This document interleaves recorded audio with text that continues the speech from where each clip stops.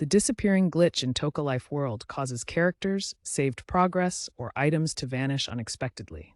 This happens when characters or your saved game data suddenly vanish from the world.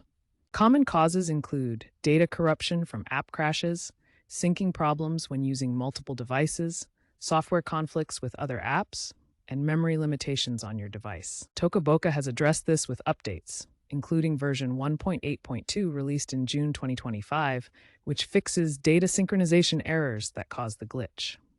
Start with basic troubleshooting.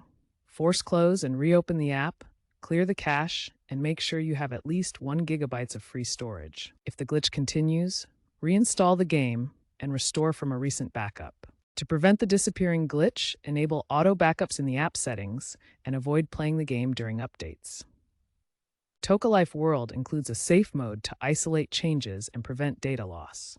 If data loss occurs, look for the recovery mode feature within the app to restore lost characters. If these solutions fail, contacting Toca support and providing your device information can help resolve complex issues. Regularly check for updates to maintain optimal performance and glitch prevention.